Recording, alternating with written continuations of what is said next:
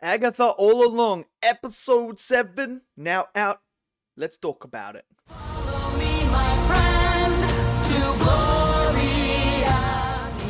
glory. Okay, so episode 7 of Agatha is now out, and man, a lot of things got revealed in this episode because we only have 2 episodes left.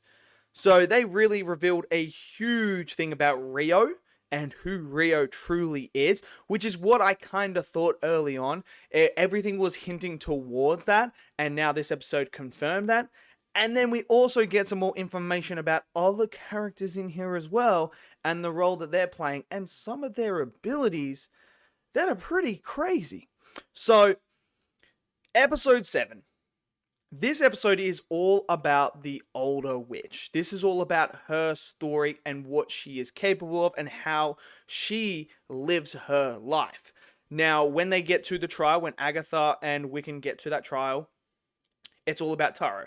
That's what it is. It's about tarot reading and stuff like that. You have the swords coming down, and they're in cosplay.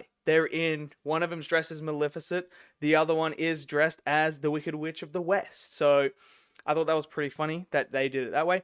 But we discover in this episode that this trial is all about the older witch, who is the person that did do the tarot reading in the last episode on William, who is now Wiccan, and foreseen what was going to come.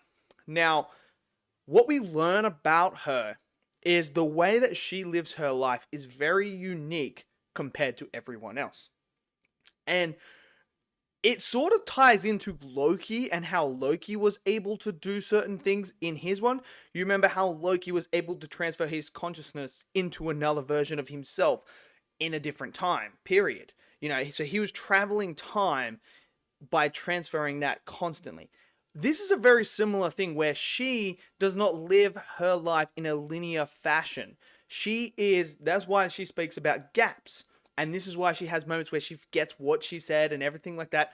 And as you're going through the series, you're kind of like, oh, well, is she just, forgetting things? Is she having those sort of, moments that are finally playing on her? But no, it gets revealed that she is actually jumping from point to different points in time, living her life that way. So instead of doing what we do, where we're born and we live the whole entire way of our life to the end, just like that, she, in that point in time, she's just jumping from back and forth, back and forth, back and forth at different time periods.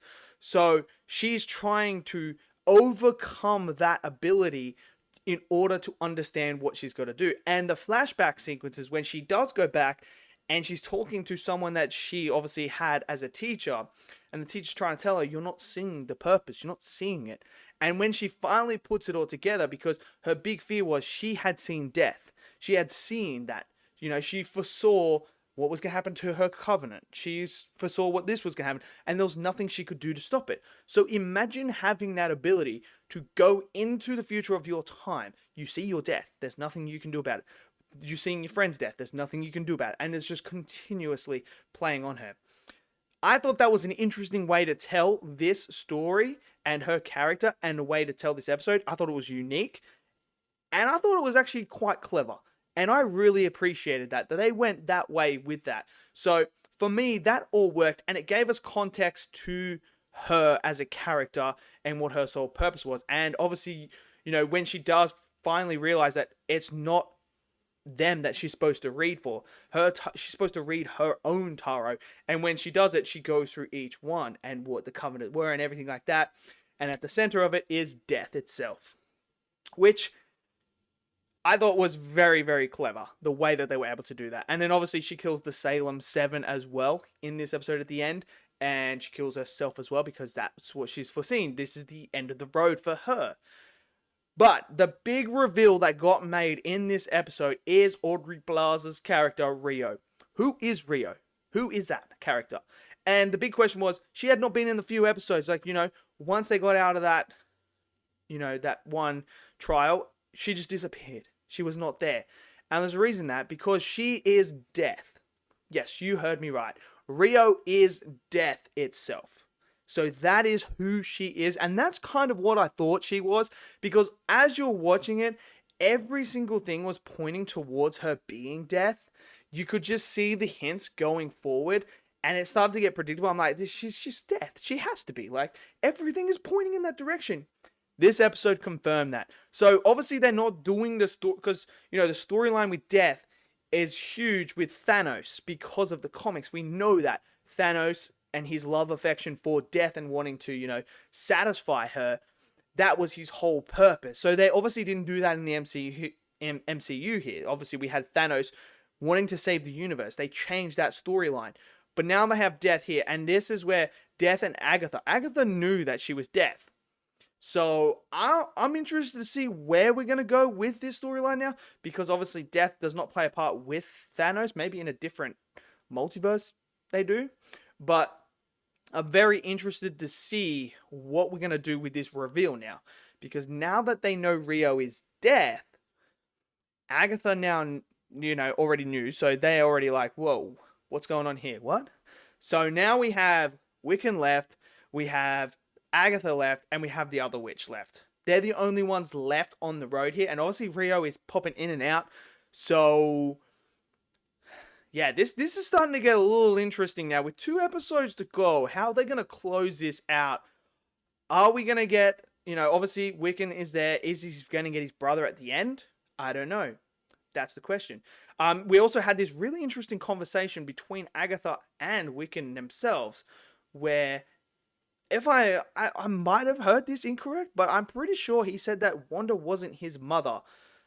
So I don't know if that's what the context was, but, you know, because he doesn't say, is my mum dead? He says, is Wanda Maximoff really dead? So he's kind of hinting towards maybe not. So I've seen a theory in here as well, because obviously, you know, Wiccan and that, there is the stuff, the link with Mephisto in the comics, and that someone said that maybe Wanda summoned them from Mephisto's realm. And we've already had Mephisto's name be dropped in this series. Maybe as we get into the final 2 episodes, that could play a part where Mephisto does have like something to do with this and everything like that. I don't know, but that's a theory that I saw someone say, and I like that theory. And I think if that theory does come true, it then gives a bit more context to how Wiccan and all that, you know, they're still there around, because they shouldn't be, because the Hex came down and they were part of the Hex. So there's a lot of things moving now with 2 episodes to go. So far, Agatha's been good. I will say that. Agatha has been good. A few episodes where I'm kind of like, not like, you know, the best in the MCU or anything like that, but it's been very solid. And that's all I can ask for. So far, it's clicking, and I'm interested to see where we're going to go with the final 2 episodes. So let me know what you guys think of episode 7. Did you guys enjoy it? What did you think of the reveal? Did you predict it? Smash it down in the comment section below. Smash that like button, click subscribe, and I'll see you guys next video. Until then, stay safe, and peace out.